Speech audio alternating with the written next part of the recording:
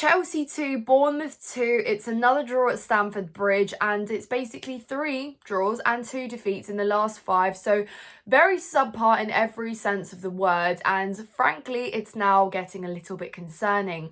Welcome to another match review, guys. Welcome to the channel if you're new around here. My name is Nina, and I'm going to give you my thoughts about the game yesterday, which I left Stamford Bridge yesterday, and I thought, how did we go from leading in the 13th minute to hanging on to dear life and cheering that there's 8 minutes of stoppage time added so we could rescue a point? How we got there? How did we get there? Yeah, we're going to talk about how. But as you can see, I'm a bit annoyed and I'm a little bit frustrated with the fact that we simply can't finish games off, kill games off where we have the lead, and it's now 5 winless games. And I'm looking at it and what it means for the table and what it means for our position.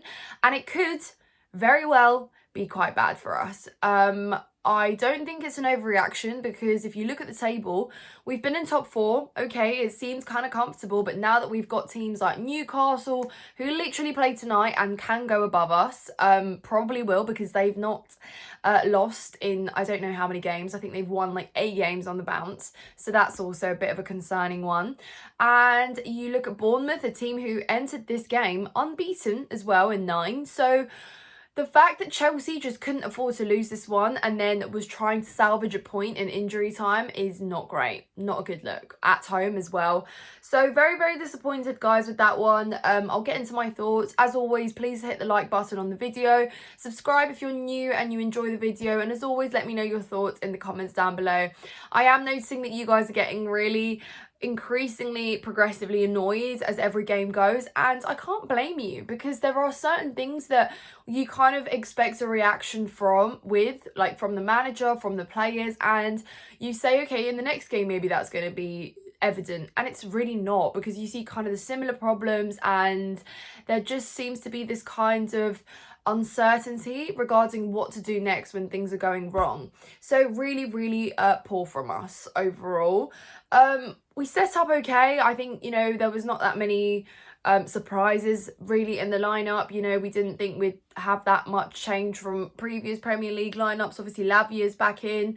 Reece James was on the bench. You had the usual kind of front line setup. Obviously, Madueke coming in, Sancho being there, Jackson, colepalmer, and, you had obviously Caicedo there. We have appreciated games where we've played Lavia, Enzo and Caicedo in one game. We praised Enzo for being able to make it work, and that's kind of what we saw, and it was working in the first half. We looked really good in the first half. We were all over Bournemouth. We had more of the ball, but with actual intention. We were doing things, we were causing them problems. We were in their half that whole first half, and the fact that we could have finished more chances and probably put the game to bed then and there is where everything went wrong. It ultimately caused the downfall.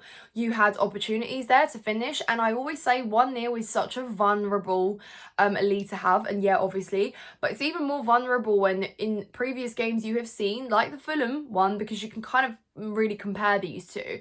You're leading and then suddenly there it is. You are overturned. So the fact that we have struggled to kill games off and basically put the game to bed is ultimately what is letting us down. It's one thing to kind of fight back in a game, and we've seen it where we have been behind and we've tried to overturn and we have been able to, but it just seems that when we're in the kind of front line and the advantage, we are almost almost unable to do or make anything of it. So I thought, we looked really lively. We were creating things. colepalmer was making those runs in behind. They combined so well with Nicholas Jackson for that first one, and ultimately a lot of the credit does go to Jackson for how he literally got himself out of that tight spaces, lost 3 Bournemouth players, took them out of the game, and then set up Palmer perfectly. His finish, sublime. It's what colepalmer does, and he has sent us into cheers. Now, you're sitting there and you're thinking, all right, there looks like there's another one coming. But I did say I want another goal before half time. Otherwise, I'm not going to sit back.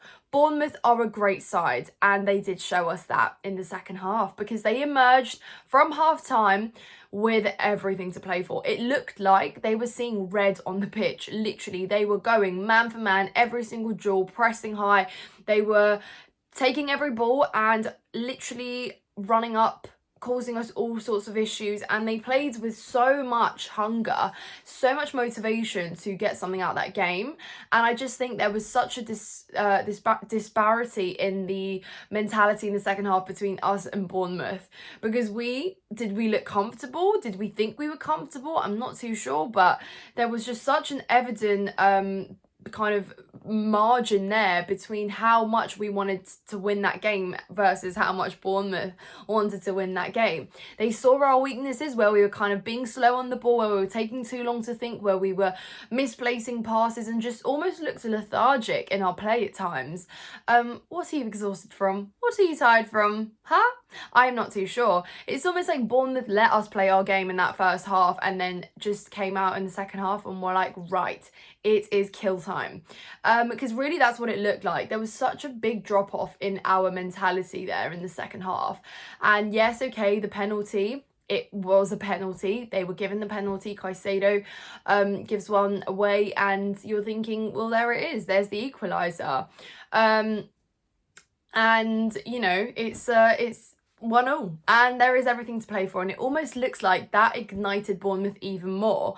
Chelsea felt the vulnerability there, they felt the pressure, and it just seemed like we couldn't stand our ground anymore.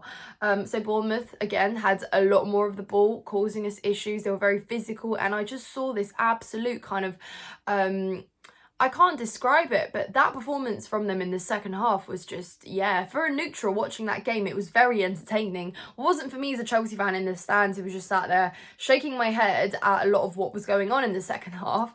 But I can imagine, you know, everything you kind of want to see from a football game. The energy, the pace, the drama. But yeah, very, very disappointing. And then we concede another. Sanchez is beaten at his near post, and obviously the ball is lost way before that. Could he have done better for that? Yes, he probably could have. I did my fan cam after the game, guys, for Chelsea Fan TV, for those of you who watch those as well. And I said, I don't trust Robert Sanchez. Does the result kind of come down on him only? No. But what do I mean by that is, in the first half, where I praised all of the players and how well they played and how much they put out, Robert Sanchez was the player that looked like he was playing against us. Again, 5 times I counted he gave the ball away to one of the Bournemouth players. 5 times. And it's just like, Sanchez, can you not see blue? What is it about your distribution that really, really troubles you to just make it easier for the team? And I can't actually fathom it. Then I saw him kind of distribute it into a player that already had like 2 players on his back, rather than picking the more simple pass of someone that can, you know, take the ball, do something with it that doesn't mean you invite all the pressure and we're holding our breath at the back. So it's this problem I have with Sanchez, and for those of you who have been around for a long time watching me on the channel, you will know this is a thought I had back in September 2023.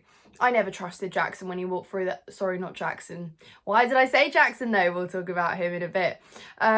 Sanchez. And I just always thought he's not a keeper that makes you feel confident. He's not a keeper that instills you with lots of faith that he can be good in a consistent run of games. And he's proved that, guys, because we praise his 8 out of 10 performances in certain games. And then I say, okay, great, I'll applaud you for that. Do it over a run of 10 games, and he still has not done that. So why is it that I still feel in a good first half where everyone's putting in a shift that our goalkeeper looks like he's playing against us? I don't know, guys, but I have a serious problem with this player. So I don't trust him. But anyways, it kind of, people sort of received that as me saying it was Sanchez who was the reason we drew that game. I was going to say lost. It does feel like a loss, but drew that game. And that's not the case. But it still doesn't go away from the fact that I don't trust him as a goalkeeper. Anyways, moving on and moving further up the pitch.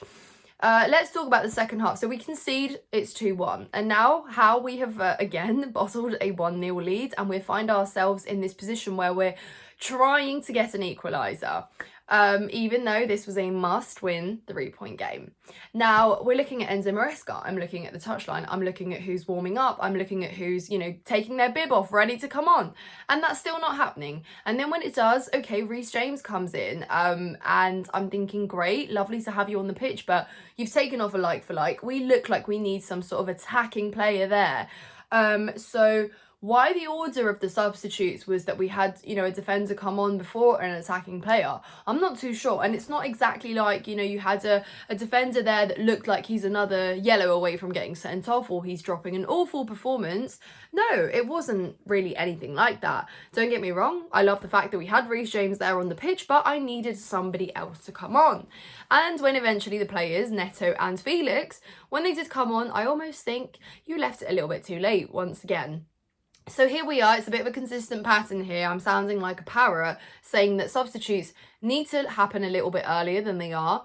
And it's a big thing I've looked to Maresca for. So I'm not really understanding what the thinking and the reasoning behind making substitutes like that is late. But yeah, ultimately we looked like we needed some changes because Jackson was struggling.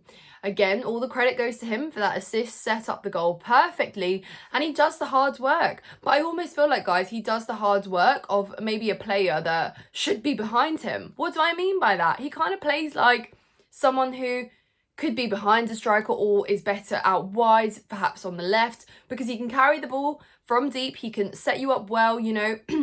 But when we need him to be that final kind of centrepiece there, to receive a cross, to receive a pass, he's not there. And what happened in that second half was where the few opportunities fell to us to actually have and be able to make something of.